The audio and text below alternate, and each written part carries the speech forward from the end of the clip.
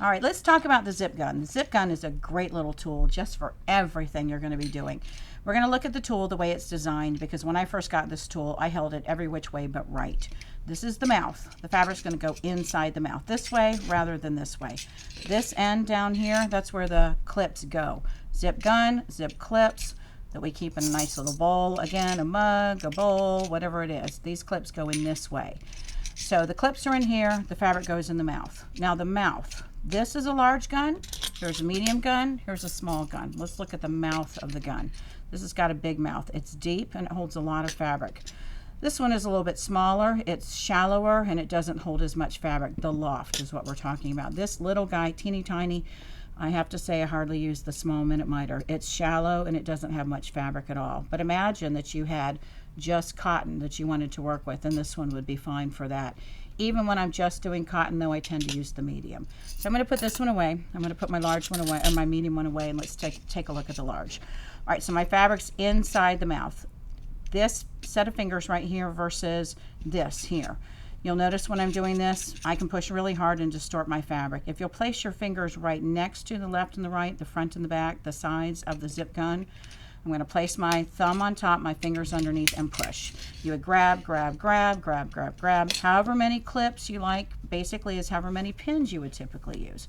So I'm going to grab here, I'm going to grab here, and I'll put one down here.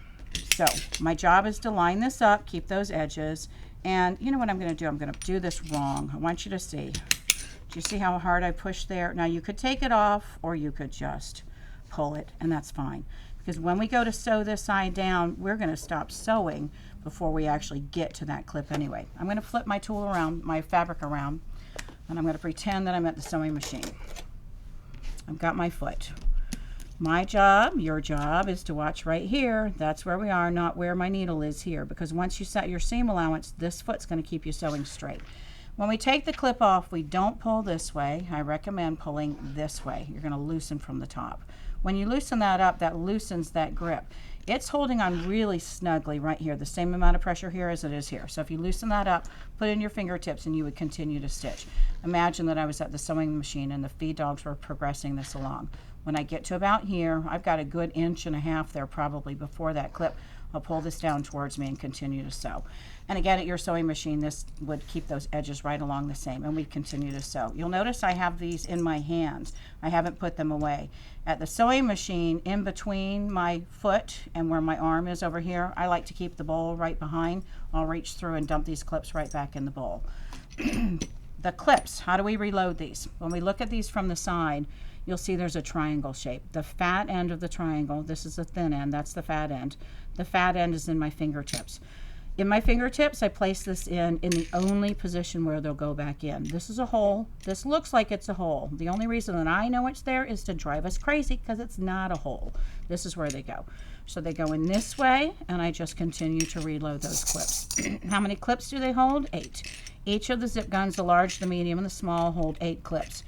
Again, if you bought the new package, you'd have 20 clips. If you have an older set, you have an additional 15 clips. So there's my gun reloaded. We've taken those clips off. Now let's talk about why we're going to use this zip gun. Of course, we're going to use it in place of straight pins. Straight pins and quilting clips. You know those quilting clips. They're hair clips that you get at the Dollar Tree that you've paid a lot of money for from your quilt shop. Use them on your hair. Use them on your dog's hair, but you don't need them in your quilting room anymore. We're going to use these instead. So in place of straight pins and quilting clips, which makes a lot of sense. In your office, in place of staples, paper clips. Staples leave holes, paper clips, they catch on other things. So I love the small zip gun. I said I don't use it much in my sewing room, but I use it in my office. They're great for holding your paperwork together. And then in your kitchen, I know this sounds a little crazy, but in your kitchen, you open up a bag of chips, you open up a bag of lettuce, whatever it is you're putting in your refrigerator that might be stinky. When you put a clip, you'll notice I put 2 clips here. That's going to hold that together. The reason why is you have a big potato chip clip that takes up a lot of space in your drawer, and it only holds one thing at a time. So put one of these in your silverware drawer with a little container of extra clips, and maybe even your husband and kids will keep things closed. Those are our zip guns.